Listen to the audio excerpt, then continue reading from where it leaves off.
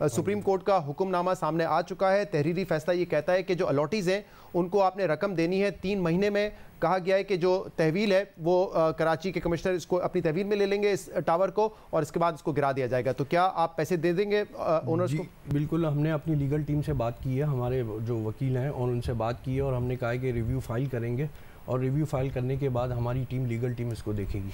सही, तो आप इसके रिव्यू में जाएंगे, ये फैसला बिल्कुल हम रिव्यू में जाएंगे। सही, अब इस ऑर्डर में ये लिखा हुआ है कि तजावुज़ात की गई हैं, इंक्रोचमेंट है, सर्विस रोड ब्लॉक हुआ है, जिसकी वजह से ये फैसला सुप्रीम कोर्ट की जानिब से दिया गया है। तो आपका क्या मौक़िफ़ है? ये तजावुज़ात है? अगर आप 2-3 मिनट दे दें तो मैं आपको कुछ बताना चाहता हूँ जी। नस्ला टावर के हवाले से जब हमने ये प्लॉट 2005 में लिया गया है, और 1950 की ये लीज़ आपको मैं दिखाना चाह रहा हूँ कि ये सिंधी मुस्लिम की लीज़ है। उसके बाद 1958 में हमें ये 1044 स्क्वायर यार्ड का बेंगलो हो गया, और हमने 2005 में 1044 स्क्वायर यार्ड का ही घर हमने लिया। और ये घर लेने के बाद जब हमने सिंधी मुस्लिम को 2007 में कहा कि हमें ये कन्वर्जन पे जाना है रेजिडेंशियल टू कमर्शियल पे जी, तो उन्होंने वहाँ की मेजरमेंट कराई, और मेजरमेंट कराने के बाद 77 स्क्वायर यार्ड वहाँ पे एक्सेस था। जो एक्स्ट्रा लैंड थी, उन्होंने सिंधी मुस्लिम ने हमसे कहा कि इसकी मार्केट वैल्यू के हिसाब से आप हमें पेमेंट करें, और पेमेंट करने के बाद हम आपको ये ज़मीन आपको दे देंगे। हमने वो पेमेंट की, सारे लेटर्स हमारे पास मौजूद हैं, 77 स्क्वायर यार्ड्स की ये पे ऑर्डर्स मौजूद हैं। हमने ये सारी पेमेंट करने के बाद ये हमने फिर प्लॉट कन्वर्जन पे मास्टर प्लान में भेजा। जब मास्टर प्लान में उन्होंने फॉरवर्ड किया तो मास्टर प्लान ने हमें ये साइट प्लान इशू किया जो कि 1121 स्क्वायर यार्ड का है, और ये मास्टर प्लान की एनओसियाँ लगाई गई हैं, ये पब्लिक नोटिस उस वक्त के लगे हुए हैं। उसके बाद केएमसी ने हमें एक्सट्रैक्ट इशू किया 1121 स्क्वायर यार्ड का। 1121 स्क्वायर यार्ड के बाद उन्होंने हमें एनओसी दी 1121 स्क्वायर यार्ड की। जब वो एनओसी मिल गई तो हमने एसबीसी में अप्रूवल के लिए सबमिट किया, और हमें ये ग्राउंड प्लस 15 की अप्रूवल मिली 1121 स्क्वायर यार्ड पे।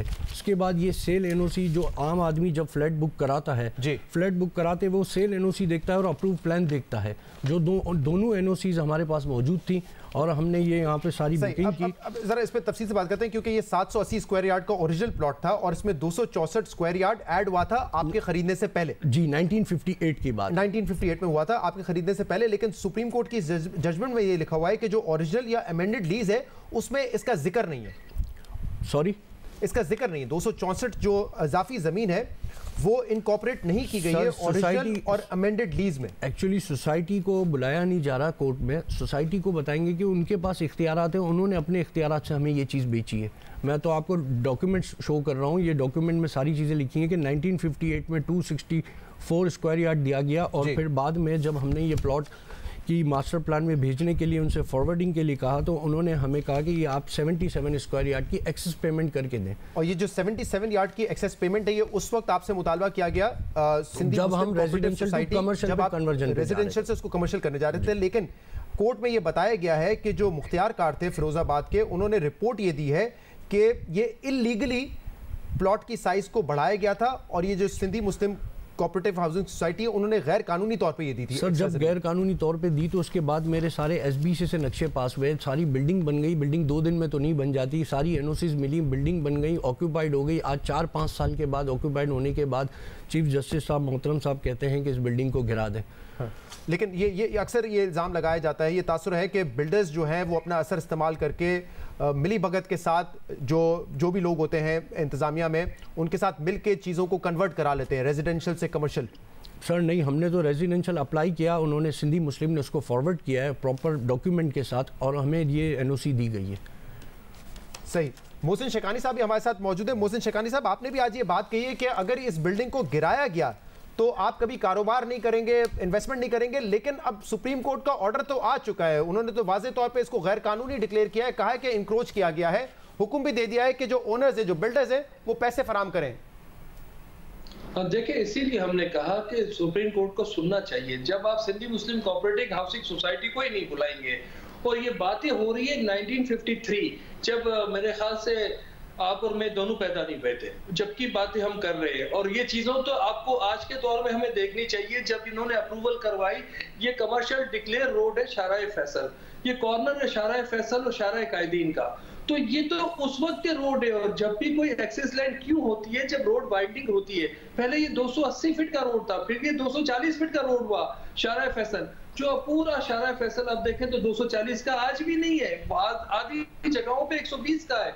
उसको कभी नहीं सही किया। जो हमारा कहना है, जो काम अप्रूवल के साथ कर रहे हैं उनको प्रॉब्लम आ रहा है, जो डॉक्यूमेंटेड है उसको प्रॉब्लम आ रहा है, जो इलीगल कंस्ट्रक्शन शहर में हो रही है उसको प्रॉब्लम नहीं आ रहा, जो गलत तरीके से शहर 56% कच्ची आबादी बना हुआ है उसको कोई मसला नहीं है, और कच्ची आबादियां बढ़ती जा रही है। ये लीगल काम करना मुश्किल हो गया है, तो फिर कैसे काम होगा, लोग कैसे पैसे देंगे। पिछला जो ऑर्डर था एक रॉयल पार्क का, उसका जो ऑनर था एक अल्लाह को प्यारा हो गया, उसके ऑर्डर के बाद एक को कैंसर हो गया। और ये लेकिन मोहसिन साहब देखिए, मोहसिन साहब 2-3 मसाइल है, एक ये लोग भी मर जाएंगे और जिनका है वो भी मर जाएंगे। मोहसिन साहब 2-3 मसाइल है, इलीगल कंस्ट्रक्शन का मसला है, एमिनिटी प्लॉट्स पर प्लाजाज बनाने का इशू है यानी कि चाइना कटिंग वगैरह, और इसके अलावा गैर कानूनी अलॉटमेंट का। अब इसमें मुझे आप खुद बताइए कि जब एक बिल्डर वो पार्क की जमीन पे बिल्डिंग बना रहा होता है तो उसको नहीं पता ये एक एमिनिटी प्लॉट है, उसको यकीनन पता होता है। वो ये नहीं कह सकता कि मुझे जो है वो सिंध हुकूमत ने, सिंध बिल्डिंग कंट्रोल अथॉरिटी ने अप्रूवल दे दिया इसलिए मैंने बना ली। वो खुद भी एक कारोबारी शख्सियत होता है, पैसा लगा रहा होता है, उसको पता है कि ये पार्क की जमीन पर मैं नहीं बना सकता, मैं नाले पे घर नहीं बना सकता, ये तो उसको पता होता है ना। मैं बिल्कुल आपका कहना है, हम तो कह रहे हैं जो भी इलीगल हो रही है उसके साथ नहीं है, ना पार्क है, ना एमिनिटीज है, ना नाले पे है। हम इन चीजों के बिल्कुल खिलाफ है। हमारी तो एक प्रोफेशनल ऑर्गेनाइजेशन है, आबाद तो एक खुद रजिस्टर्ड है। हम अपने मेंबर्स को वहीं सारे डॉक्यूमेंटेशन प्रोजेक्ट होता है, एनओसी होती है तो अनाउंस कर सकते हैं। लेकिन आज आप लोग दिफा कर रहे थे ना कि जो नाले पे भी किसी ऐसे डिपार्टमेंट भेजे दुनिया में, आप कहें कि आप यहाँ से एनओसी ले, वो सही होगी। हर कोई आने वाला अगर ये चीजें इसी तरह होगी तो काम नहीं होगा ना सर। हम कहाँ खड़े होंगे, लोगों को कैसे जवाब देंगे हम। अच्छा, सईद गनी साहब भी हमारे साथ मौजूद है। सईद गनी साहब, अब क्या करेगी इंतजामिया? ऑर्डर आ चुका है कि जो नस्ला टावर है उसको कब्जे में लिया जाए, वहां से रहायशियों को हटाया जाए और जल्द से जल्द इसके बाद इस बिल्डिंग को गिराया जाए, और जो बिल्डर्स हैं उनको भी कहा है कि जो लॉटीज हैं उनको पैसे दिए जाएं। तो क्या सिंध हुकूमत ये करेगी काम? मैं तो सुबह से भी बाहर हूँ, मैंने भी वो ऑर्डर पढ़ा नहीं है, लेकिन जाहिर है कि सुप्रीम कोर्ट का ऑर्डर है तो इंतजामिया तो पाबंद इस बात पर इस पर अमल करे। लेकिन मेरा ख्याल है कि ये जो फैसला अगर इस किस्म का कोई है कि पूरी बिल्डिंग को गिरा दिया जाए तो शायद इसको फौरी तौर पर गिराने से पहले अगर कोई और इसके पहले देख ली जाए तो ज़्यादा मुनासिब होगा। इसलिए कि जो अभी बात आप कर रहे थे मौसम से, इसमें मुख्तलिफ इशूज अलग अलग आपने देखा है। आप गलत जमीन की अलॉटमेंट को इलीगल कंस्ट्रक्शन से नहीं जोड़ सकते। पार्क में होने वाले कब्जे को अगर किसी ने बिल्डिंग लॉज की कोई वायलेशन की तो उसके साथ आप नहीं जोड़ सकते। सब चीजें अलग अलग हैं। अगर तो इस केस में कहीं कोई वायलेशन हुई भी है, इस वक्त उस बिल्डिंग की जो मिल्कियत है वो बिल्डर के पास नहीं है, जो मेरी मालूमात है। वहाँ मुख्तलिफ लोगों ने अपार्टमेंट्स बुक कराए, पोजीशन ले लिया और अब वो अपने अपार्टमेंट्स के मालिक बन गए। अब वहाँ जो भी एक्शन होगा उसका जो फौरी तौर पे नुकसान होगा वो उन लोगों को होगा जो वहाँ पर रह रहे हैं, अपने घर के अंदर रह रहे हैं। अगर एक ही दिन में हम उनको बेघर करेंगे तो ये किसी भी तरह से मैं समझता हूँ कि मुनासिब बात नहीं है। हमें देखना चाहिए कि उनका अदालत कैसे कर सकते हैं। या तो सुप्रीम कोर्ट का अगर ये ऑर्डर है कि बिल्डर अदालत करे तो पहले तो उनको फ्लैट्स लेकर दें उसकी कीमत के ऊपर, ताकि वो वहाँ चले जाएं, उसके बाद उस बिल्डिंग को गिरा दिया जाए। लेकिन अभी जो रहने वाले लोग हैं, मैं नहीं समझता कि उनका कोई इसको लेकिन सईद गनी साहब, इसमें देखें अदालत तो अब इस पे एक मैटर को टेकअप कर रही है, लेकिन आप लोग तो सिंध हुकूमत जो शहरी इंतजामिया है, क्या वो नहीं देख रही होती कि जब कोई कंस्ट्रक्शन हो रही है तो किस तरीके से सर्विस रोड ब्लॉक हो गया है? अगर इस तरह के मामला है या नाले पे कोई कंस्ट्रक्शन हो रही है या पार्क और दूसरे एमिनिटी प्लॉट पे कंस्ट्रक्शन हो रही है तो उस वक्त एक्शन लेना चाहिए ना। अब अगर सुप्रीम कोर्ट एक्शन लेगी तो लोग तनकीद करते हैं कि देखें वहां पे रिहायशी मौजूद है, उनका क्या होगा? पहले एक्शन ले लिया जाता या अब भी उन लोगों के खिलाफ एक्शन लिया जाएगा तो कम से कम आइंदा नहीं होगा ये मामला। देखिए, मुझे तो अभी एग्जैक्टली नहीं पता है कि इसमें क्या कहा गया है कि नाले के ऊपर बना हुआ है या किस चीज के ऊपर बना हुआ है। मेरी मालूमात में नाला तो शायद नहीं, ये वाला केस नस्ला टावर की बात नहीं कर रहा, नाले का इनका तो जो मामला था वो हमने डिस्कस किया है, मैं जनरली बात कर रहा हूँ। मैं आपसे गुजारिश करूँ, लेकिन जब ये सारी चीजें हो रही होती है उसे रोकना आसान होता है, लेकिन बदकिस्मती से जब ये हो रही थी चीजें ना उस वक्त रोका गया, और ना आज जब चीजों को दुरुस्त करने की बात हो रही है तो उन लोगों को जो इसके जिम्मेदार हैं उनका कहीं तस्करा आ रहा है। कई जिक्र नहीं है कि पार्कों पे कब्जे किसने करवाए थे, ग्राउंड से कब्जे किसने करवाए थे, नाले में दुकानें किसने बनवाई थी, ये कोई भी चीज पीपुल्स पार्टी के दौर में नहीं हुई है। फिर भी वो इल्जाम हम पे लगे, हम इल्जाम लेने को तैयार हैं। मैं ये समझता हूँ कि अगर किसी बिल्डर ने गलत किया है, अगर किसी सरकारी अफसर ने गलत किया है, अगर किसी हुकूमती एहलकार ने गलत किया है, उनको पहले आप सजा दें। ये पहले बिल्डिंग गिरा देना उसके बाद उनको सजा देना, ये मैं नहीं समझता कि कोई। सर यहाँ सवाल तो ये होगा कि अगर आपके दौर से पहले भी हुआ है, अब आप हुकूमत में हैं, आप पता करें कौन थे सिंध बिल्डिंग कंट्रोल में, कौन थे, कौन लोग थे जिन्होंने काम किए।